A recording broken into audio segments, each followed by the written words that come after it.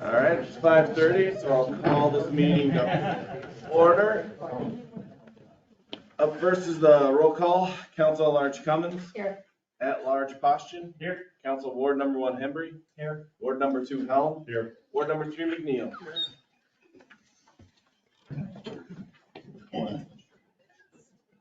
I pledge allegiance to the flag of the United States of America and to the republic for which it stands, one nation, under God, indivisible, with liberty and justice for all.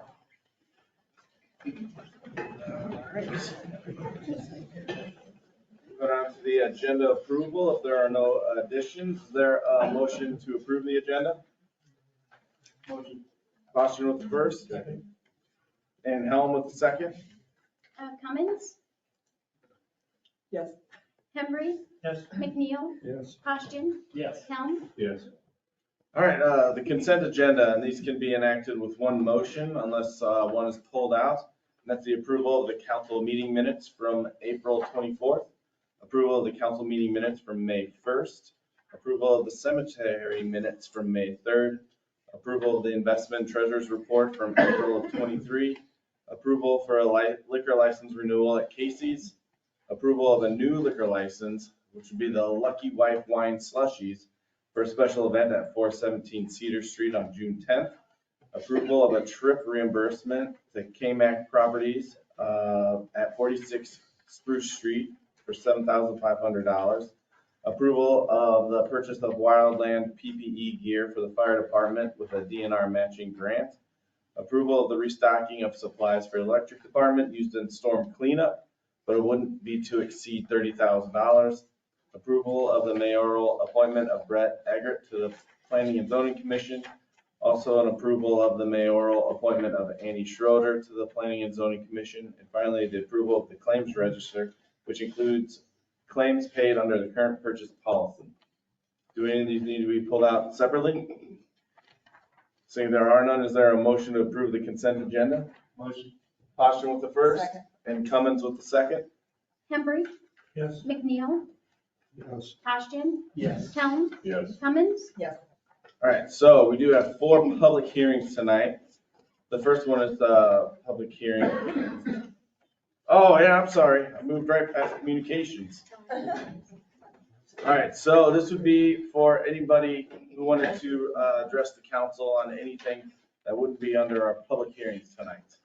So if anybody would like to address the council, come to the podium and state your name for the record. Larry Hodgson, 210 East 6th Street. And just a couple of quick comments. I see on your agenda later on, you're going to be talking about stop and yield signs. And I think there's been discussion about putting those on Plum Street, North Plum Street, to slow down the traffic. I'm not a big fan of just using stop signs just to make people go the proper speed limit. I think there are better ways, maybe not more effective, but better. And while I was thinking about that, a little bit concerned. I've always wondered why on West 7th Street, I think it's 7th Street, West 7th and Orange, perhaps there's a stop sign going down that street. It's just a purely residential area. So you're headed west or east on that street coming from the school, from Cedar Street. And it just seems to me like it's an unnecessary place to have a stop sign. So I think maybe that stop sign ought to be looked at as whether it's absolutely necessary. I just don't understand the reasoning for it. It probably got thrown in sometime when there was a fender bender in that area and somebody decided to stop that, throw in stop signs. But most of the east-west streets, unless there's a good reason, like up by Business District, or there's a couple by the school on east-west streets that serve a good purpose, but that one I'm not sure does. All right. Thank you, Larry. There's nobody else online, so if nobody else make comments to the council, I'll close that portion of the meeting, and we'll go down to the first of the public hearings tonight. First one is a public hearing that's regarding the James Kennedy Family Aquatic Center Pool Dehumidification Project of 2023. Dan Strain from KPE is online right now, but I do need a motion to open the public hearing. Motion. Hembry with the first Second. and Poston with the second. McNeil, Yes. Ashton, Yes. Helm, Yes. Cummins, Yes. Hembry. Yes.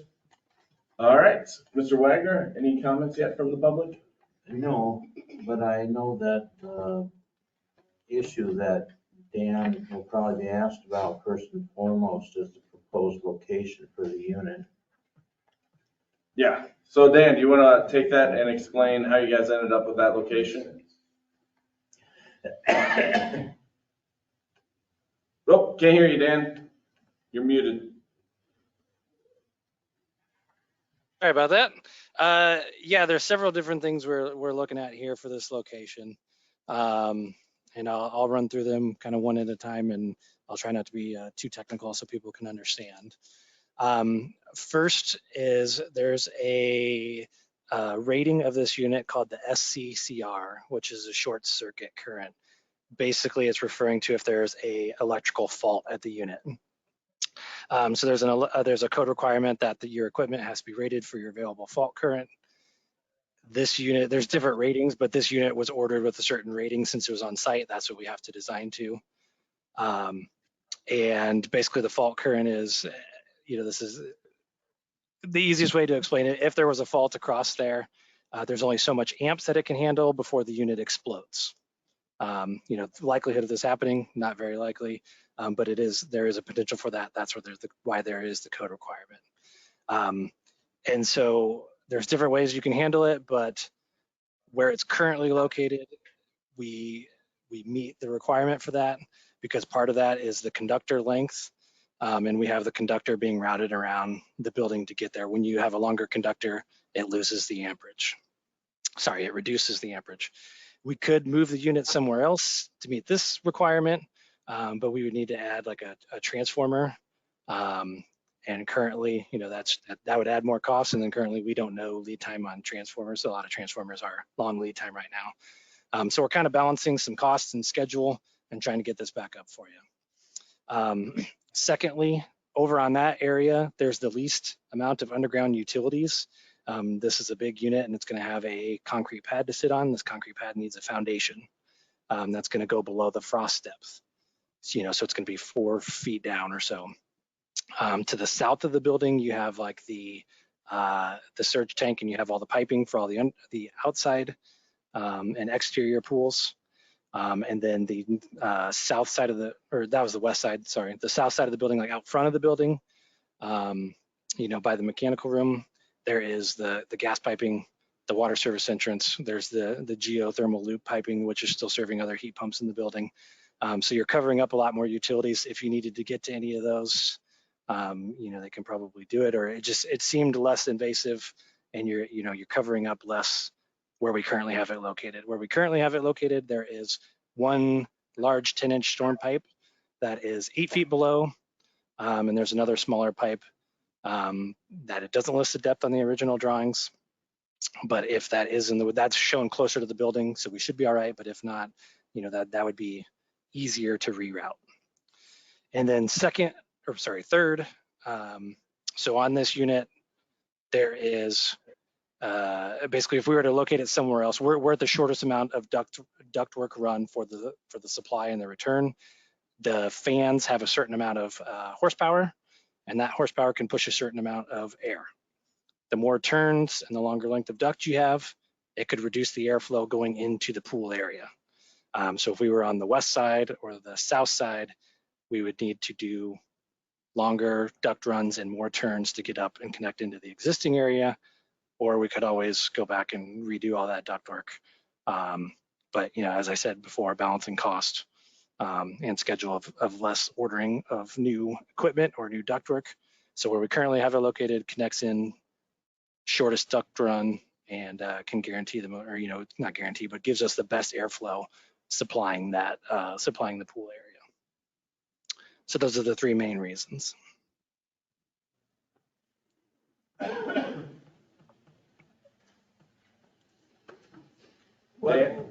Could you say again on the option that would require a transformer? Yeah, Oh, so yeah. that would be like up front or to the west. We could move it to help solve the SCCR, to help serve that current rating. We could buy another transformer. Now, it doesn't guarantee we'd get below, but we think we can make it work. However, you'd still be running into issues of you're still covering up underground utilities, and then we'd have to reevaluate the duct work because we'd be having a lot longer duct run to get there. That's over by the mechanical room, correct? Correct. So unfortunately, no location is ideal. You know, we're doing the best we can with what was given with that unit. But we feel, you know, this, but now if we wanted to rotate it, you know, I could see rotating it. You know, we might have like one more, you know, where it's like closer to the building, but it's 90. You might have a little more concrete work, and you might have like one more turn on the return side, but that on the return ductwork side, but that would be acceptable. Dan, do you know how loud this unit is?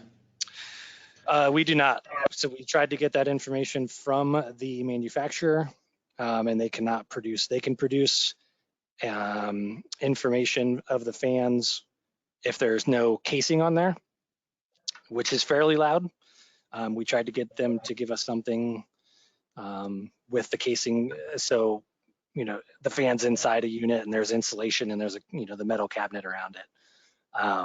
We tried to get them to give us what it was in that situation, and they will not provide that because they don't have it. So what we've done is we're putting up like a 6-foot fence around there. Now it's not going to cover the whole thing. The loudest you're going to be is on the exhaust side. So what we do is instead of just having a hood like the manufacturer has it, we're going to add a duct on there that's going to have a turn, and then it's going to turn down and blow towards the ground. And every kind of turn you do in ductwork helps lower the sound. So that's just to help lower it a little bit. And then we don't really have a good idea of how much that cabinet will lower it. If it gets installed and it's still too loud, there are screens that can be purchased and put around there, you know, large screens that can help reduce. At this time, we just didn't know, we didn't feel it'd be best to spend at this time, since it can be added later without knowing, you know, the exact noise rating on that unit. Did that make sense? Yep. The ground mounted option was pursued because it was thought to be a better option than making it roof mounted due to possible reinforcement needed to the roof. Correct. There would have been required structural reinforcement and structural modifications if going to the roof. And then just so I'm clear with everybody, that rating, the short circuit current rating I referred to, would have been an issue on the roof as well. So we would have needed to run longer conductor or put a transformer or something, even if it was located on the roof.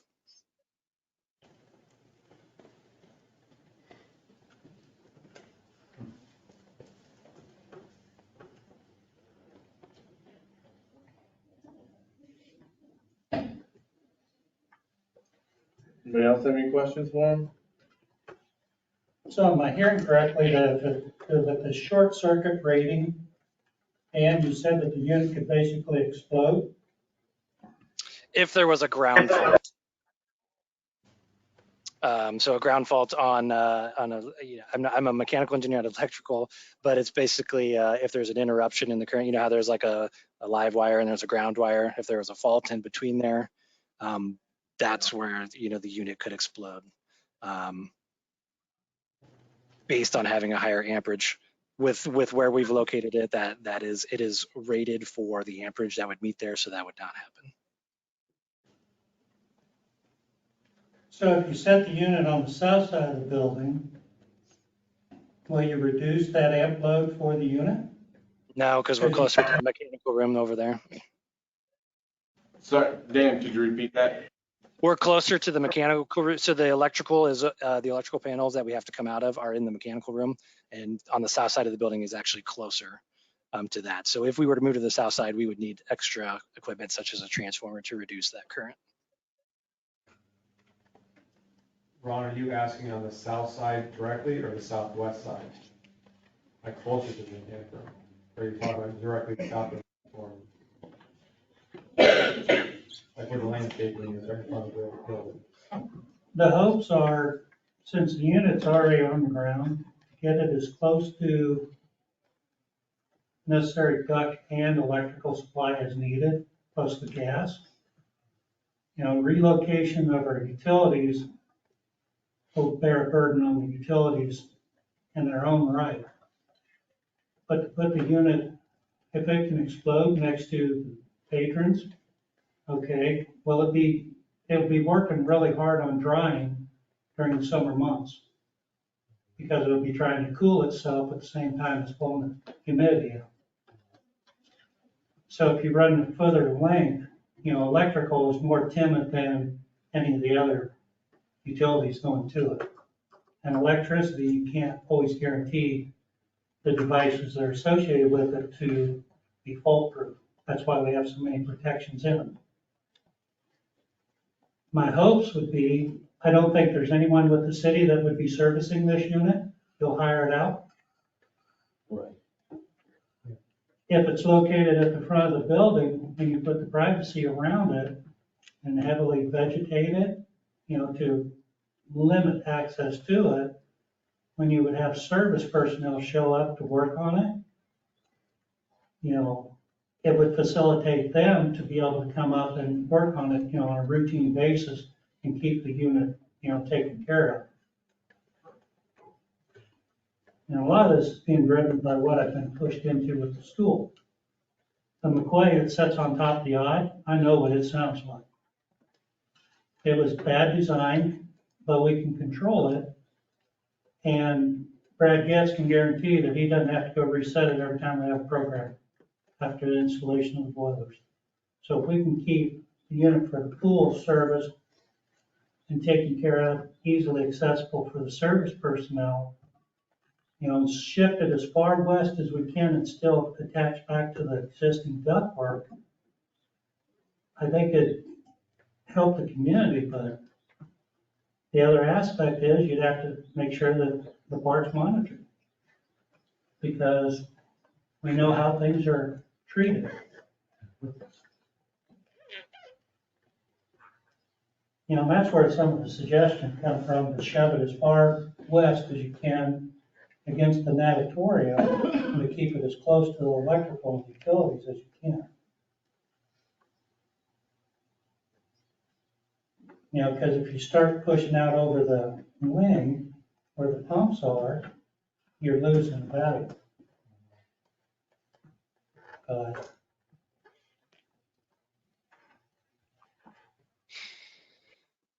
So you're saying you're thinking on the front side and as far west as you can.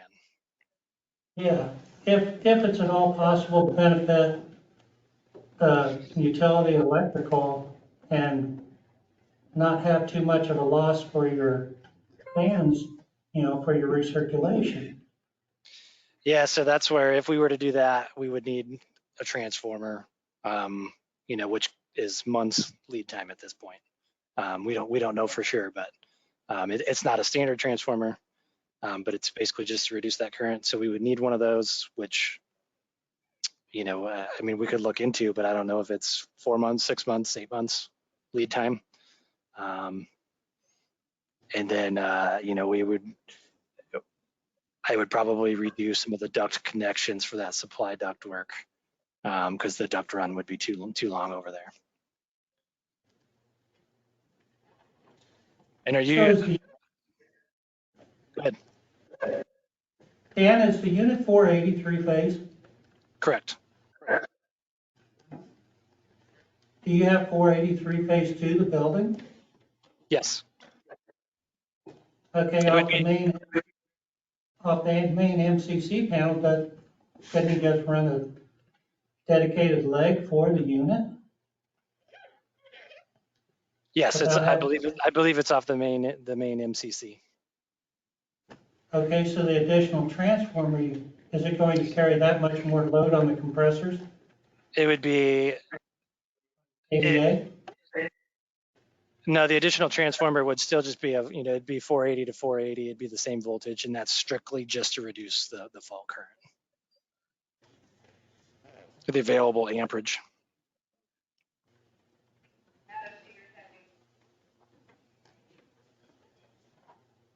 So this additional transformer that would be necessary is providing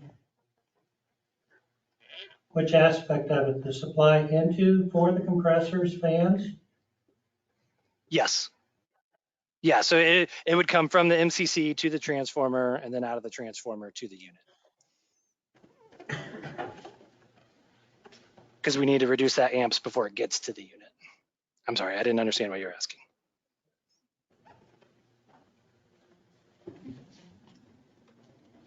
So you need a step-down transformer because you're carrying too much at the unit. Yep. Or And so the way we have it, you're basically taking a conductor all the way around the length of the building, around to the east, down by like the concession stand side. And that gives you enough conductor length to reduce that amperage to make it meet the current rating that it currently has.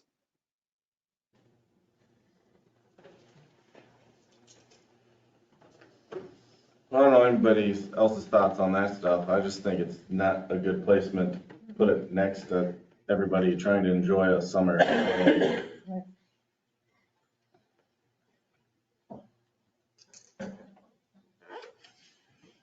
But it sounds like that's a wait time as well.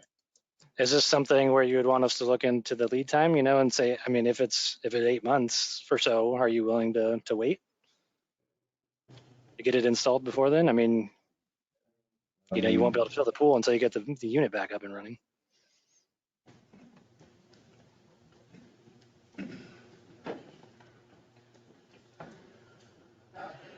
Maybe I was misunderstanding. I thought you guys were wanting this back up and running as soon as possible.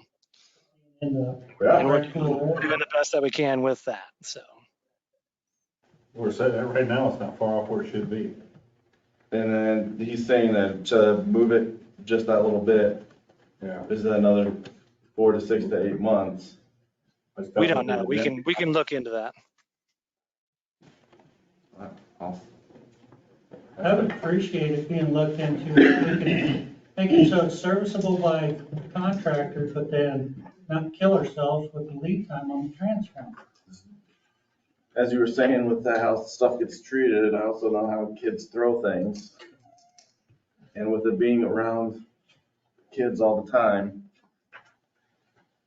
But there will be a fence around it, Yeah. technically, right? Right. I Yep. mean, I'm not a mechanical engineer. Assuming they looked at the best spot possible, I don't know. To me, it looks like it's the best spot possible on paper, but then when I agree.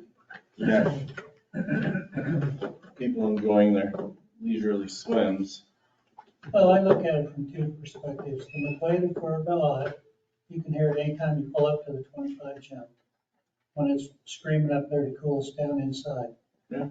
You walk out behind the elementary school, you can hear that chiller screaming right now.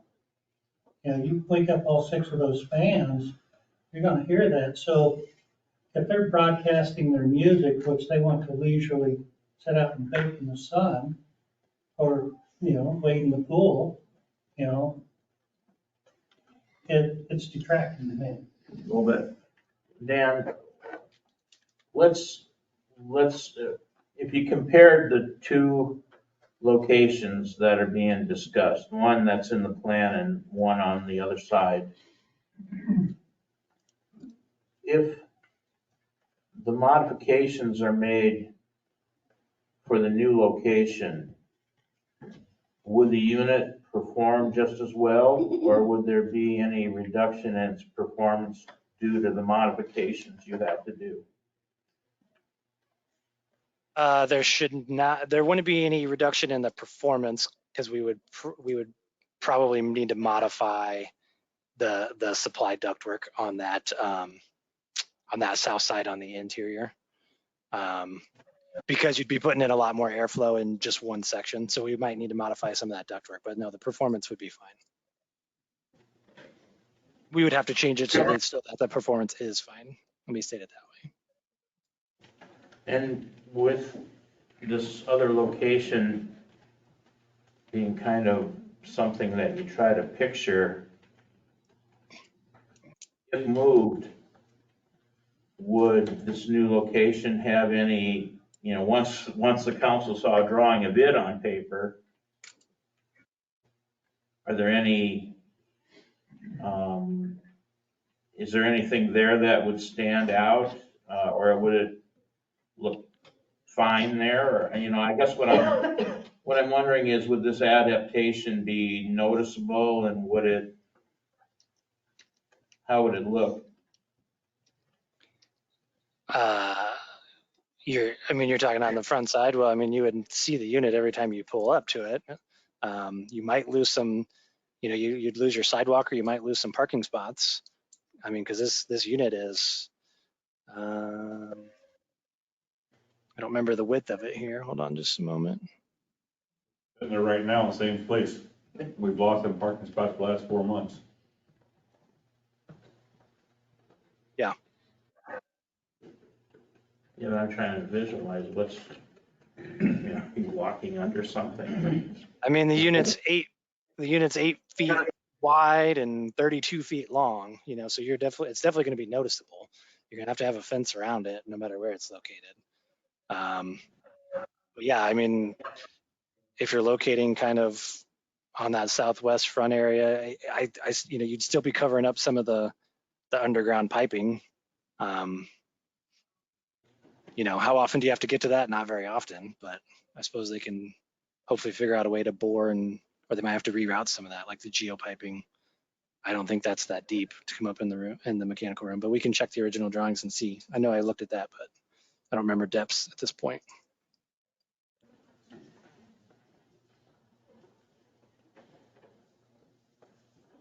Well, if there's a resolution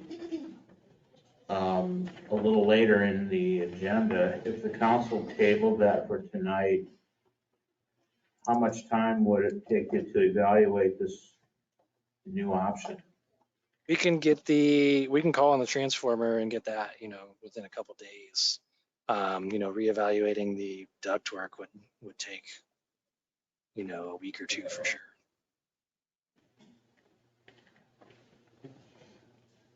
When's your next meeting? 2 weeks. We could have, a better answer in 2 weeks. Or we could be able to tell you what needs to be done and the ramifications of that, how much more increased costs and delay in schedule.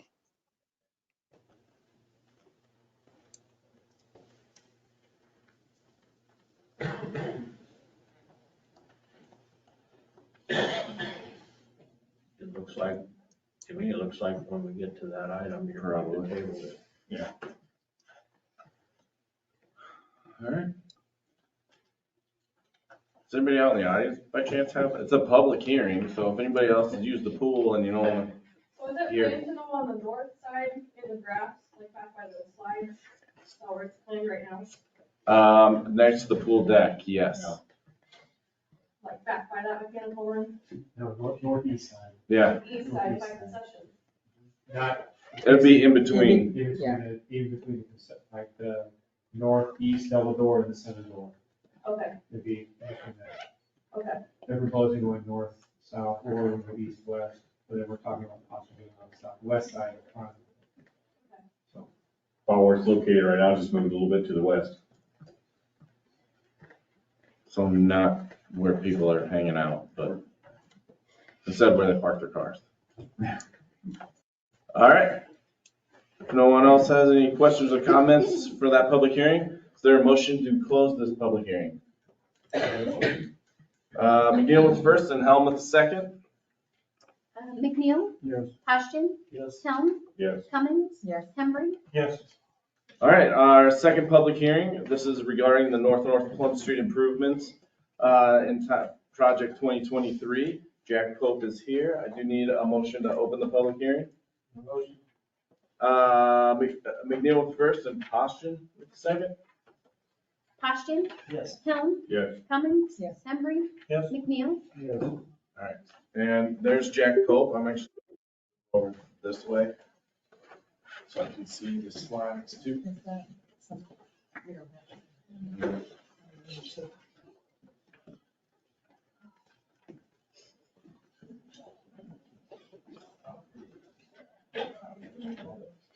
Okay, since we were here last, I guess the big change as directed by council, we're still bidding alternate bids on this project. Alternate one is gonna be a 31-foot wide rural section. And we're going to put paint marks 2 foot in from each side to give the illusion of a shoulder there. So that would basically have 27 foot between paint marks and then 2 foot each side beyond that. And this is kind of that section, it's kind of hard to see, but. So 31 foot wide section, 7 inches of concrete that has what we call CD baskets in it to reinforce the joints. We've got 6 inches thick of granular surfacing and then 12 inches of subgrade prep. Alternate 2 has not changed. It's 31 foot back-to-back curb and gutter section, and basically the section's the same. 7 inches of concrete, 6 inches of granular surfacing, and then 12 inches of sub-base prep.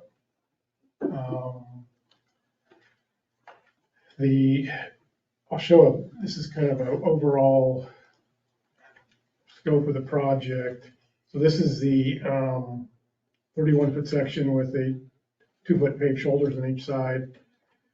Primarily, the project consists of removing the existing pavement, rebuilding the subgrade.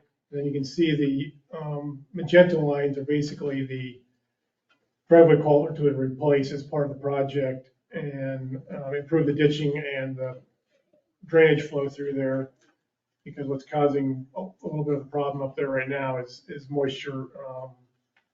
It gets trapped, stuck, it's not draining out. This would allow that to drain out better.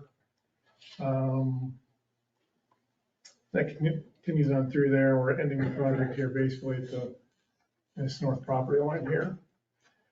Another section, same kind of thing. No driveway culverts, but we're doing stormwater improvements. The magenta you see here, those are intakes here. We've got stormwater coming up here, another set of intakes. And then storm sewer system here. It collects any water that doesn't get on the slab, and then redoing the driveways, same similar fashion, I guess. I guess with that, we've designed this project in 2 phases. It's split right here at about halfway distance of the project. We've got scheduled 70 working days for that project. The current cost estimates, alternate 1, the rural section, 31 foot wide. We've got an overall cost estimate of $468,977. Alternate 2 with the curb and gutter section is $570,391. I will comment that the rural section has more of an impact, but then we get the ditching in, requires more easements than the urban section does. So.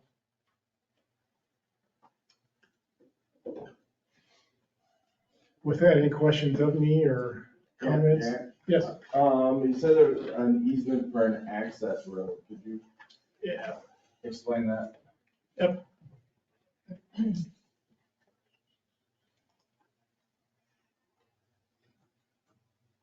So I don't have it on the aerial photo, but let me blow this up a little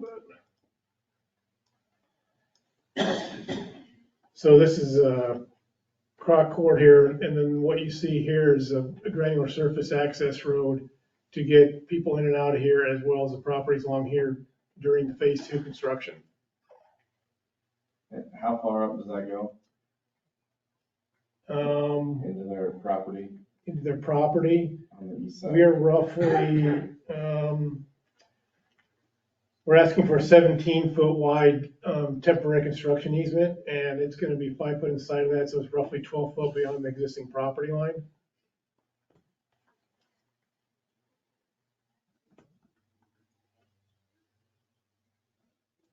And that'll be for either one, right? Yes, correct. Yes, yep, correct. Either alternate one or two. You're right. And once that project's done, it's all gonna be taken back to as if it was never done before. Yes. Final grading, seeding, sodding. And would be seeded right now, not sodded. Yes. The idea is that it returns to light condition, yeah. Other than where we're doing some grading work to fill in ditches and things like that, to go with the urban section with the surfacing is, the intent there is they would see that, return it to the same condition as now. Go back to that first picture. Picture? Yeah. You mean the one- overhead? The overhead? Yes. I have the last property on the right, on the bottom of the screen. Down here? Yep. Yep. Now, there's an entrance into that field right there that doesn't appear to me to be addressed Right at here? all. Yeah. Yep. Okay, I could not see that, That's all right. so that's why I'm Yep. asking. Yep.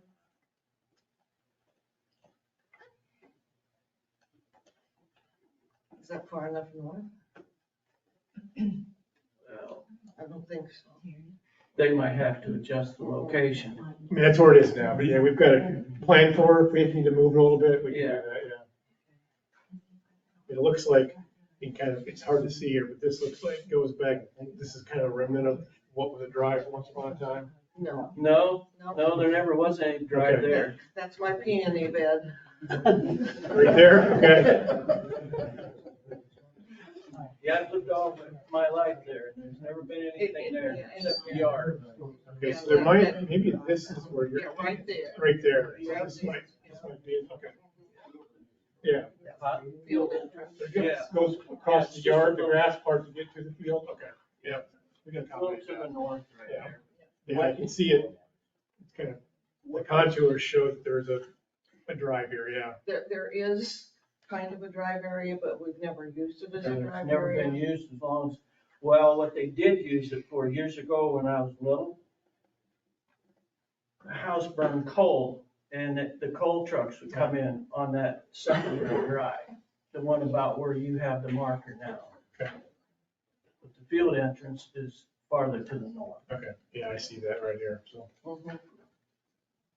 So if we end up with the curb and gutter section, you'd want to accommodate a curb drop there to allow access to the field. Okay. I have an asphalt driveway, I'm right across the street from it. How will that temporary road affect my driveway? Are you back, you're back here, right? Yeah, that's it right there. Yeah, we would propose we would propose to replace it with concrete. Okay.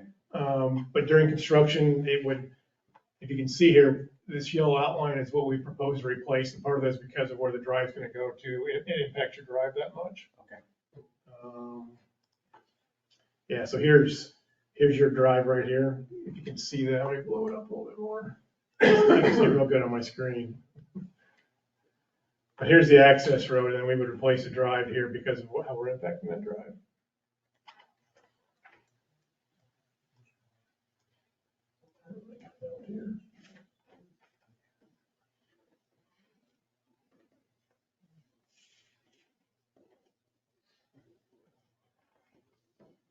Back on that last sheet you had up showing, what are those pink lines, are those culverts? Those are culverts, yes. And so if we went with the urban design, you'd have culverts there. This is the rural design, we have culverts. Excuse me. If we go to, The first, if we go to the urban design, we would have a culvert here just because it's a balancing act. The ground around the road is low enough here that we can't get the road low enough, and it would impact the drives and make the drive too steep. There's a couple places where we can't get the offsite water onto the curb and gutter. So in this case, this would be a culvert here.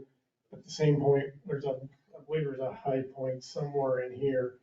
And then we'd have intakes into the property here that would pick up the stormwater, run them out. As we move down this way. so there's some catch basins there. Correct, yes. Yep. But 90% of it's gonna be all underground. Correct. Yep.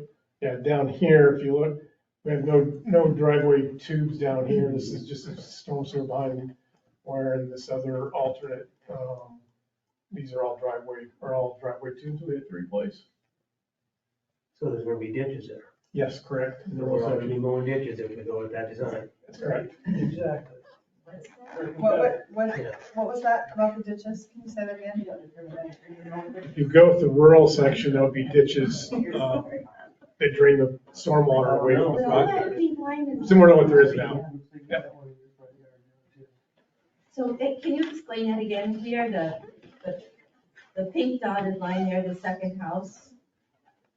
Is here or? Nope, of the Here? third then. To the right. To the right. Right there. Okay. So why is it dotted all across the front of our property there? Well, right now, this is filled in. There's some underground drainage there right now. So we're picking that up as we go by here. But yeah, we have a culvert underneath there, a small one. Yes, that's why this is like this right now. Okay. But in the, Curb and gutter side. in the curb and gutter section, there's also, I believe there's a drainage way that kind of comes back underneath here. We can't get that low enough, so there's a catch basin right here as well as an intake. It gets rid of the driveway culverts, but there would be a stormwater. Be beehive there or something. Yeah, behind, exactly, right. To catch this water back through here. But they wouldn't have a culvert. Correct. There'd be no driveway culvert. They'd have to have a beehive. Probably something like that. More. Better than a ditch. My ditch is filled in, I'm not sure if it's but that's right in our front yard though, so is that? It's in the right of way, I mean, and, it's in the right of way. Either option. It might be the county side. Maybe it's in Stan's yard. It's kind of hard to see here. Been on Stan's yard. Blow this up a little bit. These big black dots you see here where the right of way is back in through here, so the magenta line is between the property line and the street. I don't know, I'm in favor of getting rid of the ditches. I don't want to mow ditch anymore. Me too. I mean, I'd rather see curb and gutter. I mean, every new subdivision that's being built in town that has curb and gutter, you know. Well, if it was any other street in town, we wouldn't be having this conversation because we'd have to have curb and gutter. So, we're not second-class citizens on North Plum Street. We have nice houses and we have nice properties, so why shouldn't we get what everybody else in town gets? And Dave Cruz put in that new addition and the city made him do 31 feet curb and gutter. So why shouldn't the city have to do the same? No, those roads don't need out of town either. Well, it doesn't matter. We're still in the city limits, Brian. We're still in the city limits. Doesn't matter. Good excuse. How was that 2-foot addition held on to the original part of the road? Remember? Just part of it's just a paint stripe is all it's doing. So it's all gonna be one portion? Correct. It'd be monolithic, yes. They just paint that out there.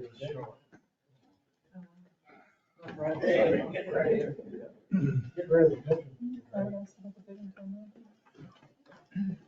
So I don't think South Street has curb and gutter either on the east side. Every other street does. I've been around every street in town here, Ryan. I'm just saying. I mean, we're redoing a public street here, okay? We pay water or, stormwater. Why don't we get it? I mean, I've had a it ditch in my does. front yard that hasn't drained water since I moved in back in '98. I'll guarantee you, once you go ahead and put this culvert underneath there again, within 5 years, it'll be filled in again. And then we're back to the same crap. I'm assuming that's when Public Works or Water should come out and be notified and they clean it out. That's what I'm guessing, but. Okay. Just get rid of it. Be done with it. So I have another structural question. So my understanding was the road that Dave Cruz had to put in for his subdivision was set 31 feet, 7 inches thick. So if we're doing 7 inches thick on a low traffic volume residential roadway, why are we not doing more than 7 inches on a very busy, heavy traffic? And when I say heavy, I mean weight limit heavy, not busy traffic.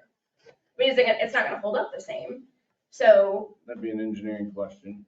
Yeah, so the one thing You you answered didn't it have last out time. there, we're putting CD baskets in this. It's a joint that's a little bit different than normal streets get. It allows the slab jack continuously, whereas a typical street, all the joints are individual, and those are individual slabs, then traffic goes over it. These CD baskets, they're 1 inch in diameter or better, it's on every transverse joint. Like I said, it allows it to act as one slab, it's a better product. So all the way up there is gonna have that, Yeah. almost like a highway. What is it? Yeah. Your inch and a half down with Yeah. traffic contraction. Yeah, 7 inch thick, I think it's inch and an eighth or something like that. So what yeah. PSI strength concrete you're putting in? Well, it's minimum 4,000. Yeah. 7 bags or something. You're gonna put highway in there too? Well, I don't know what highway mix is, but Well, yeah. it's 4,000 PSI concrete. 500. 4,000 PSI concrete is what's Yeah, so specified. that's 5,000, What's that? about 5,000. Well, I mean, honestly, you're gonna get 5,000. 4,000 is the minimum when they test it. We're getting 5,000 to 7,000. Come on, Pardon me? you just told us two different things. It's specified as 4,000. When we do testing, we get 5,000 to 7,000 when they test it. That's at 14 days generally, and the strength is required 28 days. The product's come a long way in the last 25 years. Actually, I've done it for 12 years, I know. and actually it'll likely have fly ash in it rather than all cement. That's the way the design standards are now, so. Most of them use that fly ash. If they can find it. Yeah. Do any of you guys have any questions for Jack at this point? Time-wise, either option is the same? Time-wise, yeah. There's more ditching on the rural section, more stormwater on the urban section, so yeah, time-wise it's about the same. Still looking at this summer, 2023. If we get a I late think- start, we're still gonna get both sections done in 2023. I think we're gonna try and bid it out as both a 2023 or a 24, with the hope that the bids in 23 come in pretty decent. Last time we were here, you were all talking about parking. If you're gonna go 31, gutter, curb to curb, you're gonna give up your parking. If you go your 31 feet with the ditches, you can still park as you are now, but you're not gonna have any gravel. You're But gonna that have, road's not 31 feet wide now. no, I'm just saying, right now you have gravel. You're gonna have 31 feet and it's all gonna be concrete. There will be no gravel. That way you can still have your family get together and park, and you're not gonna be parked on top of curbs. That's rather Yeah, than but what bridge. are we gonna We're losing 1 foot, sacrifice, is 6 what we're inches losing. on the side? What's that? We're only gonna sacrifice 6 inches on the side for the curb. When I assume that there's gonna be Well, right parking now, you on got one your side of the parking on the street. curb and the grass, correct? Yeah, but we don't have 31 feet or even 30. Right. Yeah, will it be parking on one side only? Will that be a sign that gets put up? Probably. It would have to be. Yeah. Yes. Okay. Because it'd be the same as everything south of that, south of north. But as is right now with the rural, it's not that way. Nope. All right. Then I think we'll close this public hearing. If somebody makes a motion. McNeil with the first. Second. And Embry with the second. Hodgson? Yes. Helm? Yes. Cummins? Yes. Hembry? Yes. McNeil? Yes. All right, our third public hearing, it's a public hearing that is in regards to the Fourth Amendment to the antenna site agreement, which is the cell tower in the park. Is there a motion to open this public hearing? McNeil with the first, Apostol with the second. Helm? Yes. Cummins? Yes. Hembry? Yes. McNeil? Yes. Hodgson? Yes. All right, Mr. Wagner, this public hearing. You don't have any comments? You don't want to come in? Other than what Tim had said before. Right. Just so everybody knows, Tim had a question about maintenance inside of the vet stop area and who is responsible. Yeah, I have to just amend what I mentioned. Can you hold on a second? I can't hear, I'm sorry. I just couldn't hear you, I'm sorry. Start again.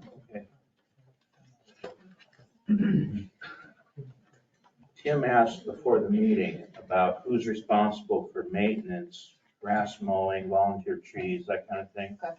In the leased area. Mhm. I mentioned it was the company leasing it.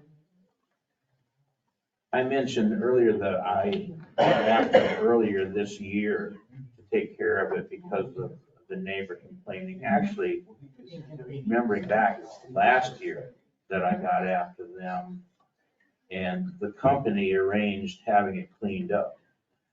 So we looked at the time, and it was the company, but don't sign it yet. Let me double check, just to make sure. If you pass it tonight, yeah, if you, assuming that you clear it tonight, make it subject to me checking that one more time, just to make sure. Any other questions or comments on the lease? All right, then we'll close that public hearing too, if someone makes the motion. McNeil with the first. Second. And Hembry with the second. Helm, Yes. Cummings. Yes. Hembry. Yes. McNeil. Yes. Austin. Yes. All right, our fourth public hearing, it's the purpose of soliciting the written and oral comments on the city's proposed fiscal year 22-23 budget amendments. Is there a motion to open this public hearing? McNeil with the first and Helm with the second. Cummings. Yes. Hembry. Yes. McNeil. Yes. Austin. Yes. Helm. Yes. All right, Melissa? There have been no comments, questions, or concerns regarding this budget amendment. Just a couple things to note. Some of the increases in this amendment were for insurance claims due to some hail damage where we received the claim funding for that, but the repairs were done last year. We had some additional sales in Louisa, also in our electric department. And then some expenses were the aquatic center repairs, increased trip and drip, North Ave electric underground project. All right, there are no questions for Melissa. We'll close that public hearing. If there's a motion to close it. Motion. Austin with the first Second. and Helm with the second. Cummings. Yes. Hembry. Yes. McNeil. Yes. Austin. Yes. Helm. Yes. Okay, the first one under city business, this would be discussion and possible action concerning the ECIA proposal for an agreement to write the workforce housing tax credit application for a potential housing project. Mr. Wagner? Yeah, and this is not to exceed $3,000. I would be surprised if it gets up to that amount, but the project, again, it's a multifamily, it would be proposed condos. This is the type of tax credit that the city sponsored for and helped with the arrange for the grant writing for the Hard Acres workforce housing tax credits, same program. For the developer, it could be worth, if awarded, around $25,000 per unit. This would be the first 4 units with potential doing more later. So, in the spirit of trying to help with development of housing, we're proposing that the council support this, and it's part of the application too. The city is supposed to show effort in order for the application to have one of those things that you check a box for. This would be part of that, to cover that aspect of their application for funding. So it could be very significant to the development of these units.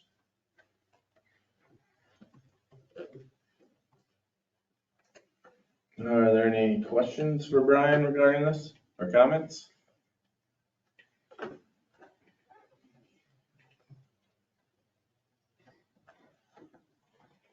All right, is there a motion to support this agreement? Or to table it or to deny it? motion To which one?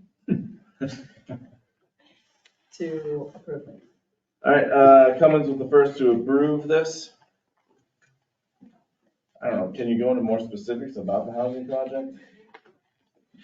Right now, they're looking at 12, if the first 4 take off. They didn't want to commit to going beyond 4. They have a 3-year period to do the construction work. This would be on the west side of Lemon Street. It would take off from where the right-of-way of Second Street ends at Lemon. So basically, it's behind the houses that front on Lemon. And would these be ones that they're going to sell? Yes. Right now, if they proceed or as they proceed, it has to be rezoned as well. It's light industrial. It would be rezoned to R2 multifamily. So it would be back by Roth's building. Yes. Yep. Yeah, looking at it here, here's the Roth's building, and then it'd be right there. He's the developer. Where's the? Just south of it. What part is Conference? Deal. His would be 3rd Street now. Oh, his is the other side. Yeah, And much, Behind Roth then. yeah, this is way back here. Yeah. Mhm. Kind of goes into the end. Yeah. Did you guys see where it's gonna be at? There's Roth's building, and this would be just south. Potential of 12 dwellings, at minimum 4. Yeah, just make sure. So the motion is still out there to approve this grant agreement. And McNeil with the second. Yes. Hembry, McNeil, Yes. Austin, Yes. Helm, Yes. Cummins. All right. do I still have my key? Yeah. The second one, which is a resolution that would approve the plans, specs, and cost estimates for the pool dehumidification project of 23. Once again, approve, deny, or table. Motion to table. Helm with the first to table, Second. and Posture with the second. McNeil, Yes. Austin, Yes. Helm, Yes. Cummins. Yes. Hembry. Yes. All right, number 3 is the resolution that would approve the plan specs and cost estimates and form of contract for the North Plum Street improvements, project of 23. You guys have those 2 alternates. I don't know if there's any more discussion, maybe about finances or financing. Can I add one item, Ryan? Yeah. Right now, it's set up, it sounds, you mentioned bidding this year for construction next year. Right now, I don't have the notice set up that way, so I'd have to change that if we decide to proceed. And then I don't know where we're at with easements, because we're ready to go to bid yet, I guess, it's depending on what happens here tonight. Yeah, because we wouldn't put it out for bid unless all of the easements Okay. were agreed to. We got them agreed to? We're waiting for it to get through tonight. Okay, all right, so then we're gonna wait on the, right now we got it set for June 15th, I guess, was the document we have in front of us, so. Yeah, we'll have to wait until we get it. Okay.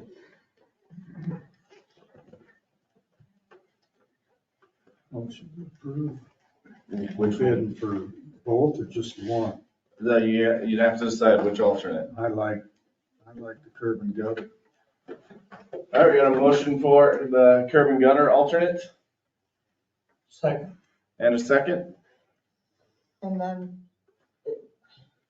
what are we waiting on then after this? If The easement. Easement right away. If you're looking at the curb and gutter option only,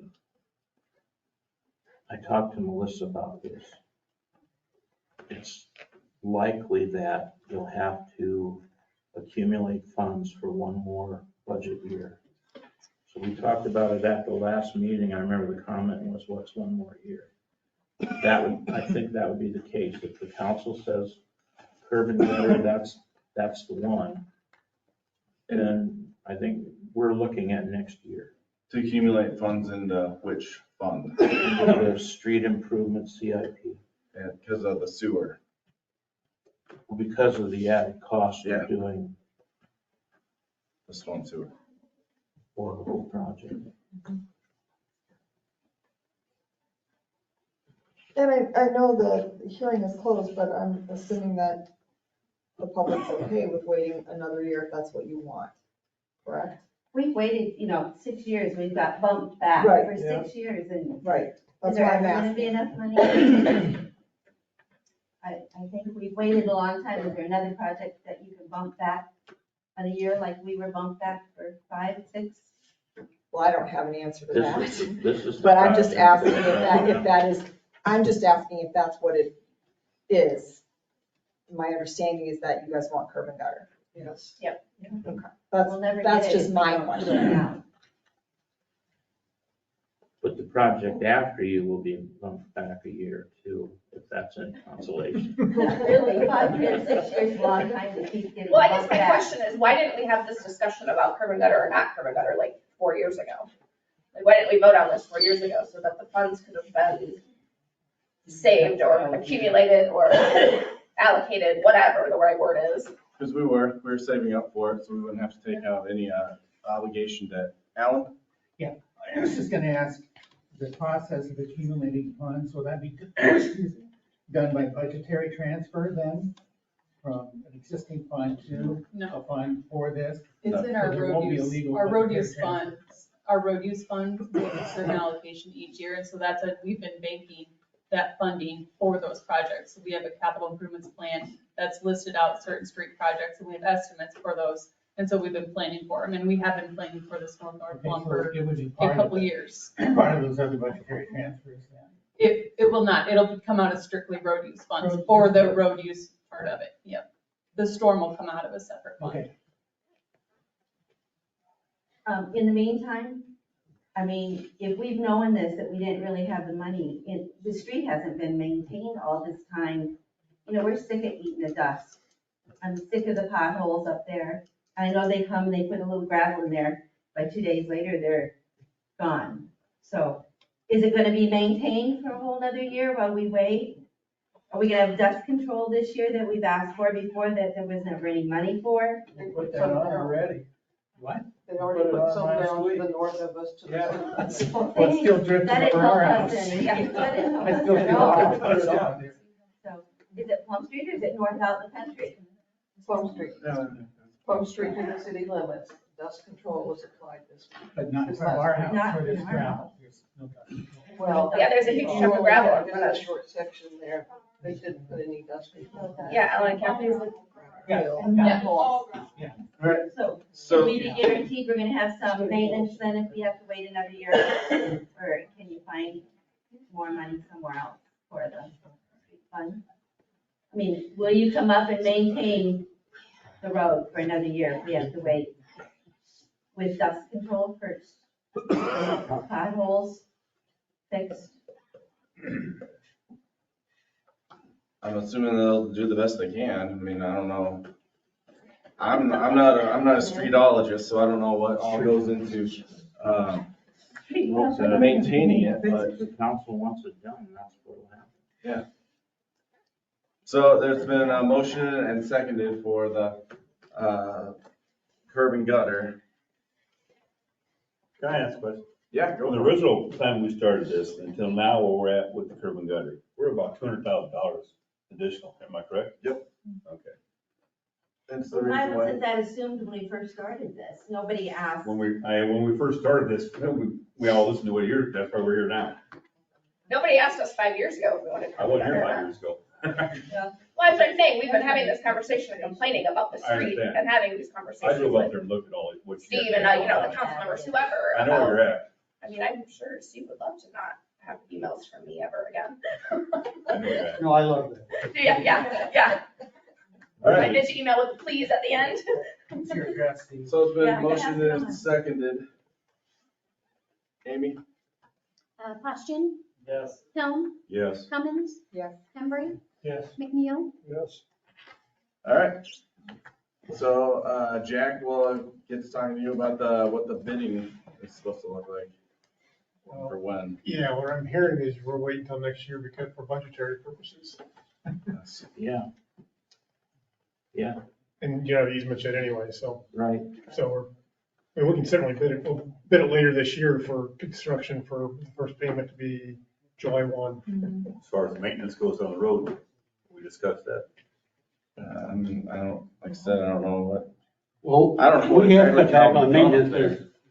there, because we didn't want to spend a lot of money on fixing a lot of things when we're gonna tear it up. all up. Right. Yeah, no, I get that, I get that. And we can reinvest it. We did it north of you, and we did it on Spruce Street. We can do that. We haven't done all of Plum Street. Yeah. Because there's gravel like in front of us. I understand, yeah, you bet. Yeah. Well, we can have them come back and do it from spots, from where they stop on past. Is that gonna be a mess though, if you put it on that? I don't think it'll be that. All right, so we're gonna move on to number 4, which is a resolution that would approve that Fourth Amendment to the antenna site agreement with the, Stipulation. yeah, the stipulation that Brian checked in the maintenance. Approved.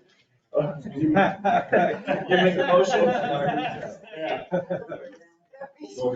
right. With the motion and McNeil with the second. Thanks, Jack. Thank you. Helm, Yes. Cummins,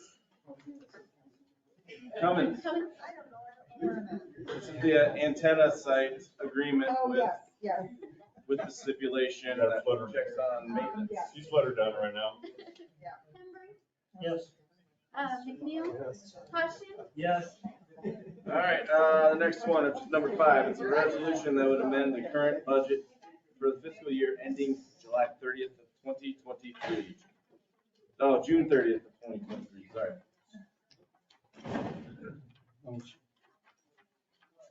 McNeil with the first and Embry with the second. Cummins, Yes. Henry, Yes. McNeil, Hodgson, Yes. Helm, Yes. All right, next one is a resolution that would authorize the transfer of funds. Melissa? we are closing out 3 different funds, and moving that funding, now that they're done, 2 of them were bonds, and then 1 was, actually, all 3 were bonds. So we're moving them into the electric, into lost, water, some of the road use, and then into the Highway 38 project. So this would authorize all of that. All right, any questions for Melissa? Is there oh, sorry. Does this basically close them out then, Melissa? Correct. All right, is there a motion to approve this resolution? McNeil with the first? And sorry, who was the second? Posture? Posture with the second. You can have it. Henry, Yes. McNeil, Yes. Hodgson, Yes. Helm, Yes. Cummins. Yes. All right, number 7 is an ordinance that would approve the stop or yield required of the city code of ordinances, and it's the third and final reading of this ordinance. I don't think anything's changed. Is there a motion to approve this third and final reading? Motion. Second. Helm with the first and Posture with the second. McNeil, Yes. Hodgson, Yes. Helm, Yes. Cummins, Yes. Henry. Yes. All right, number 8, it's a request for a special meeting that would be on May 22nd for the Aquatic Center Go and Airport Gabby Grant. No more Mondays. Mr. Wagner? Leave tonight. Let's see. Well, the one for the aquatic center is for the financing to pay for the large unit. So that's and it falls in the timeline that is laid out according to the bond council. And so while we're asking for that one, or we have to have that one to make the financing work, I wanted to bring forward, it's a grant program that the Iowa DOT offers airports. And this has with the terminal building. It has undersized restrooms. It has a non-accessible doorway in. It has walls that are breaking and the granular insulation is leaking through the walls. There are a number of items that we wanted the council to consider. And just to throw back to a comment that was once made about the 90-10 cost split on the farmland, and that was if you can get ground for 10 cents on the dollar, do it. Well, this isn't ground, but this is rehabbing a building that really needs it for 15 cents on the dollar. And so that's why I wanted the council to think about it. It's also a program that you have 2 years to accumulate the funding. So it gives us some time to plan for it if we're awarded. So something to consider for your next meeting. All right. So that would be Monday, the 22nd at 5:30. And you can dial in too. All right. Yeah, I don't think we need a motion for it. Yep. Yep. All right. It's been first and seconded, and then I think we'll be there 5:30, May 22nd. All right. Now the mayor, the reports, mayor's report. I don't have anything this week. Council, committees, city manager, department heads, Lisa. Chief Dufour. So I think I put in there that the governor's office gave us, I think it's an $11,000 grant for our impaired driving. Just to give you a real brief, last year, we had 30 operating while under the influence tickets for 2022. 18 of those, the people were under the influence of drugs. That is a huge jump from our previous years. We were way over 50%. So 12 were just alcohol. 18 of them were drugs, and it was meth, cocaine, marijuana, amphetamines. One was, there was one more that was an odd one.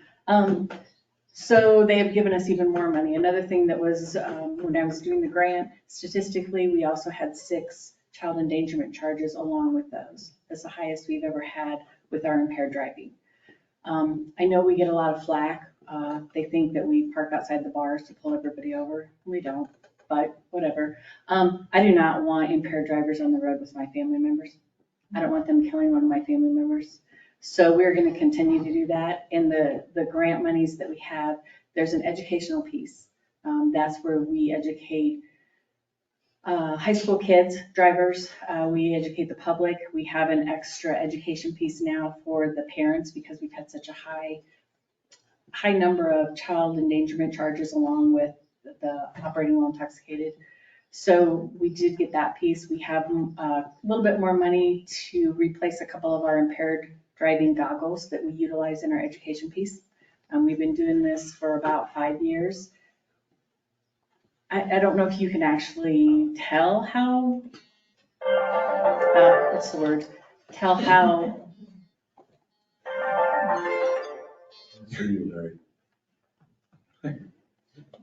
Tell how well it's working by numbers, but we know that we're getting the word out. So we were real happy to get that. And if you ever have any questions about any of that, just let me know. I think that's all I have. Will do. Awesome. Thank you. Thank you for your work. All right, then that moves us down to adjournment. Is there a motion to adjourn? Helen with the set first and Neil with the second. Austin?